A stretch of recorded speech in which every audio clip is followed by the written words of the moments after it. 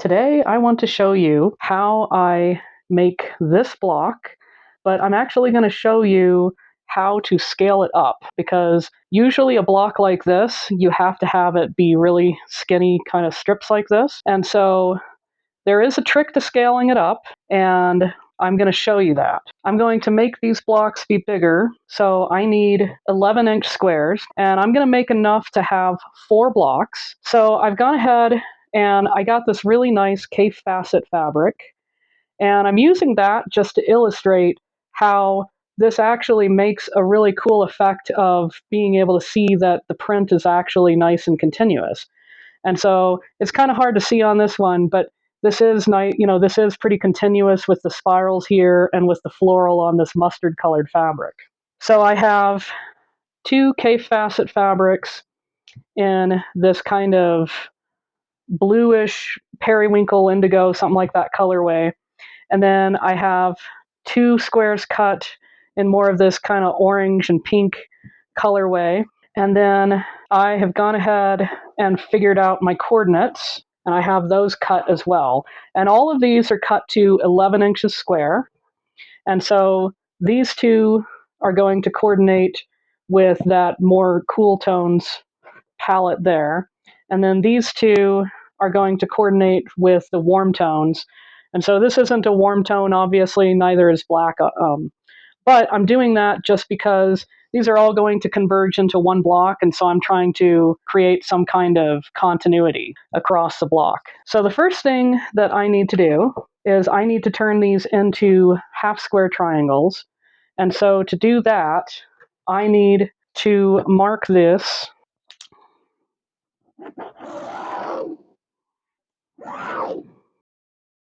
So there I have one of those, and I can position that with one of these. So I'm going to go ahead and mark the rest of these polka dot fabric ones, pair them up with the respective Kaffe Fassett squares, and then I'm going to turn these into 2 at a time HSTs, or half square triangles.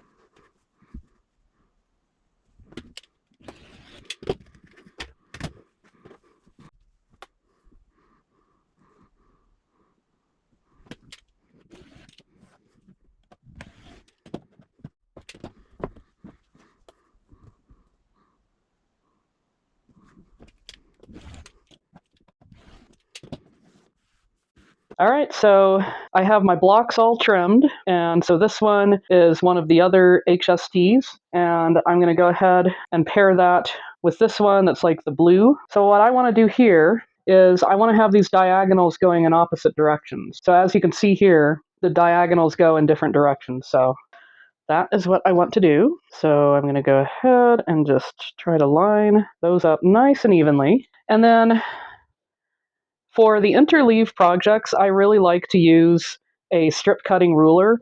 This is a Creative Grids ruler. It's called the Stripology ruler. It's a regular size. I have a few different strip rulers across a few different brands, actually. And so this is one that I'm going to use because it's a good size. I can see everything. Everything's real nice and clear, and it's just easy. And so on this ruler, there's these little dash lines to the left side of the 0, and that is the 1/4 inch. And so that makes it possible to line something up so that you can have an additional 1/4 inch onto that measurement. And so for me to be able to do this the way that I'm doing this, I need to have this be something where I have the extra 1/4 of an inch that way. And then another nice thing about the Stripology rulers is they have all of these different lines that go across, and you can match those up. And so I've matched up this white skinny line with the top. I can look down here, and this black bold line is matched with the bottom. So I'm pretty good to go here. And so I need to have 2-inch segments, but it's 10.5 inches. And so actually my first segment is going to be 2 1/4, and my last segment is going to be 2 1/4.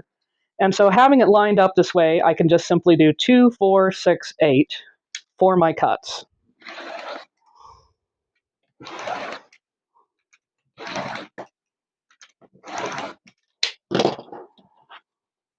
So just like that, I have my cuts. And then what I want to do is I'm going to take this piece and I'm going to put it aside. And I'm going to take this piece underneath. And it really just depends like which direction you're going to start it. So I'm going to have this piece be the one that starts it. And so since this piece is going to be the one that starts it, this piece needs to be 2 inches. Otherwise, it's going to mess up the measurements. And it's also going to mess up the continuation of those half square triangle lines that are going through the piece. And so I just need to chop off that 1/4 inch right there. And so now I have that cut off. And so I have that one. And then I will be ending this one on this. And so that means that I need this one to have that 1/4 inch removed, but it has to be the 1/4 inch that's to the outside. So I am going to flip that around and then take that over here. I'm going to put my ruler up to it, and I'm going to cut a 1/4 inch right off of there. So here we go. And then I'm going to be careful to go ahead and put that right back the way it was. And now I have all of the strips cut. Because these are a wider type of a thing, there will be an additional cut at the end of it after I've sewn everything up. So the way that you use a wider strip is that you have to think of it in the ratio that interleave works. And so traditional interleave is done with 1 inch strips because we sew 1/4 inch seams. And so it is a 4:1 ratio. And so this is simple because I'm using 2 inches. So because I'm using 2 inches, 1/4 of that measurement is 1/2 inch. So I'm going to end up sewing 1/2 inch seams. And I know that seems kind of weird, but it works for this and makes it so that this block is going to end up being something that can be 10 1/2 inches square. And then the beauty of it is I'm going to be able to put these blocks with the other blocks, and I can actually put them any way that I want to, any configuration that I want to with my setup. And it's not just simply a one-way setup. So to get everything set up, this one was my first piece that I have to lead off with. And so I'm just going to put that onto my ruler here just so that I have this to kind of keep everything in place. And I am going to sew these 2 by 2.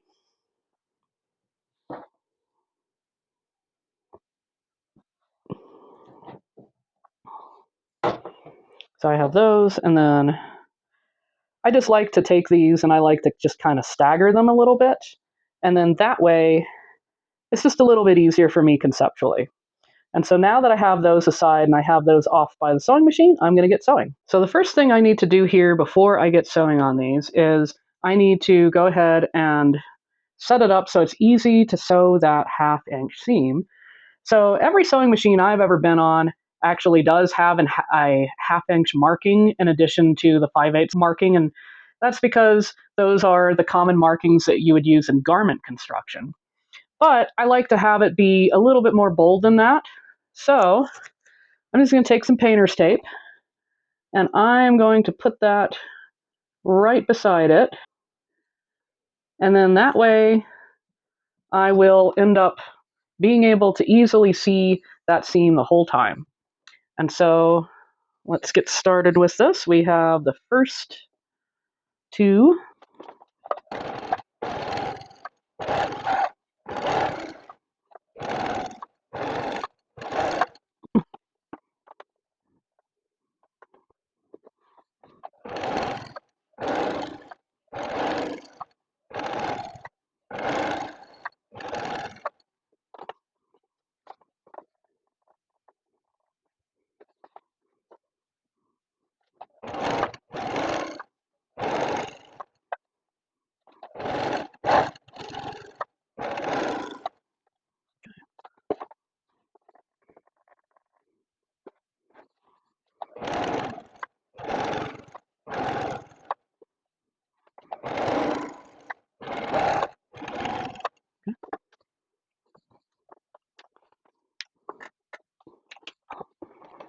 Okay, so I have my first two strip duos, and so this one is definitely the longer one. So that one's the first starting one, but you can also kind of tell just because it goes down in the corner like that. And so for all of these, I'm just going to press them open.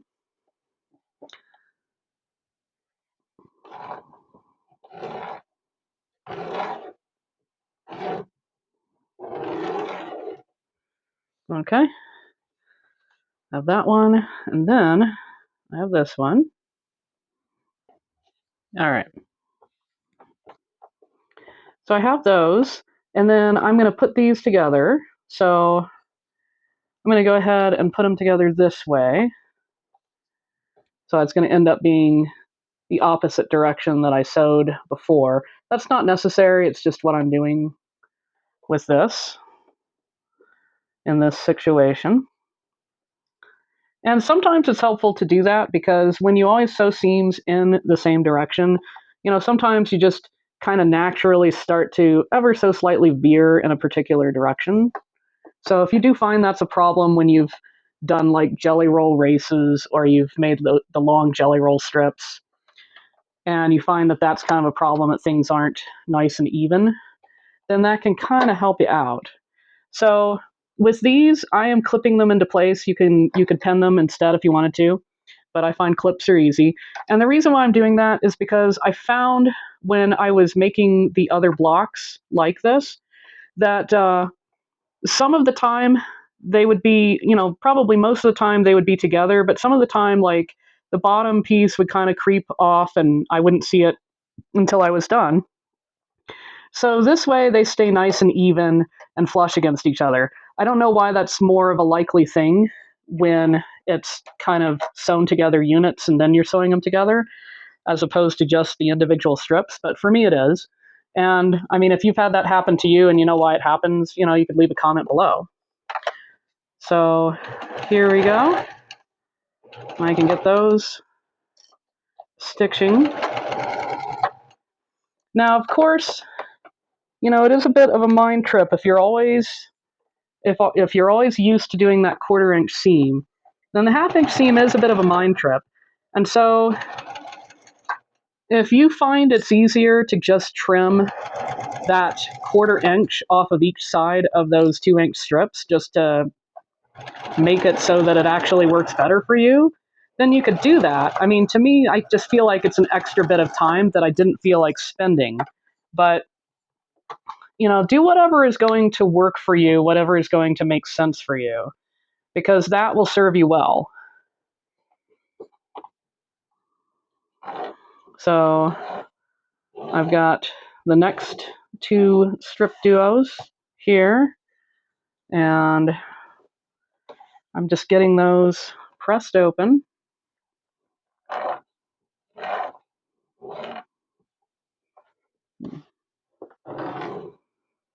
Okay. All right. So let's see. Okay. Yep. So it is going to be that way. All right. So I'm going to go ahead and just put those together. And then I also particularly like to pin or clip in this case wherever I have the seams on one side, just to make sure it's like an extra insurance policy to make sure everything stays nice and flat. So I'll have that one up there, and then I can get sewing on that.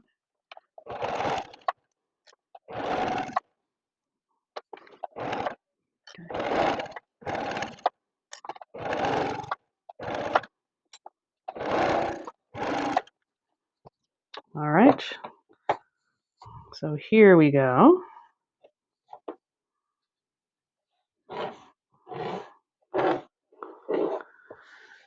That is how the first bit of that looks.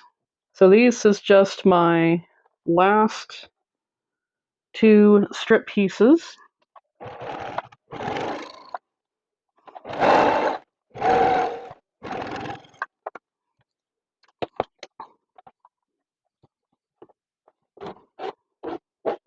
All right. So we have that. And so that, yep, so those go together like that. So you can see that. So I'm going to put this one on top of here.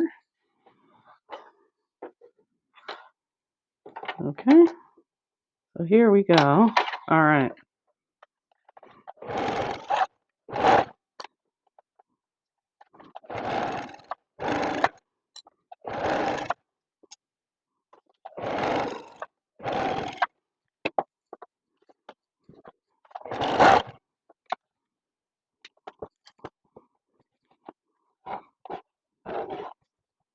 Okay, so I just need to add those last two strips, and then I will press this and have the reveal of what this looks like and what the other blocks turned out like. And here it is. I have this piece all nice and sewn up, but it needs to be trimmed. So this does need to be trimmed.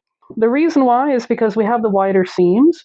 If I was doing this, like this one, where it's the traditional 1-inch strips and then becomes the half-inch things, then there would be no need to trim. So that's an easy enough thing. I have a 10.5-inch square ruler, and so I am just going to line that up.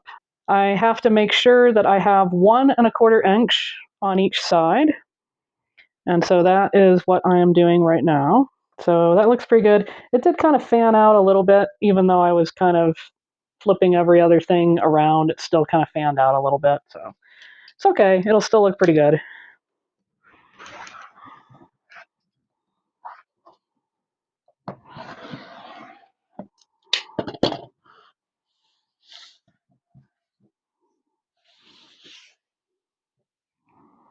Okay.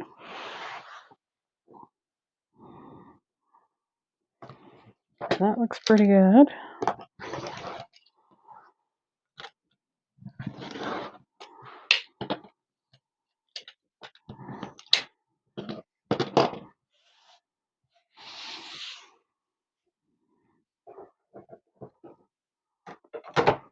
Okay, so here we go. We have a nice 10-inch square. And these, like that side of it, looks pretty good. It's not 100%. That one's just a tiny, tiny bit off. But to the naked eye, it looks real nice and straight. And on this side, it did line up really nice and straight. And so now we can see what everything looks like. All right, so we have that one, and then I have these other three here. So that one, and that one. And the nice thing about making these square is that I can make it so that I'm not actually having to match any seams except on just the general concept of it being kind of like, this 4-patch that's together. But beyond that, I don't really have to worry about that. So let's see. So I can kind of join things that way. And in this sort of a way, I mean, I can always just flip things around. Like you see here, I have like the 2 grays that way. So maybe I do that one that way. And then it sort of makes it so it's like the black things right here, almost like a pinwheel. And then I could do the same. Let's see, I could do a similar idea with that light purple. So I guess that won't quite work out with the light purple, but that looks pretty good. I think this actually would look pretty good as a block unit. So I hope this has been something that you'll consider doing. Maybe you saw these and just, you saw the traditional format of it where it's actually a whole lot of seams, and maybe that seemed kind of intimidating to you. And so this is a way that you could do this. It doesn't take a whole lot of time to make these blocks individually. And then because they're squares, you could absolutely put them together in this kind of a way so that you could easily build enough of these blocks and turn it into a throw, turn it into even a bed-sized quilt. Something like this would be great for babies because a lot of times we're using kind of like these black and white colors, and then you have like a few bright primary colors mixed in. So you could consider something like that for a crib quilt. So I think there's a lot of great possibilities with this block, and this is a very accessible way of being able to take a block like this and make it something that is practical for more than just simply being a wall hanging. I hope you've enjoyed this video, and I will see you next time.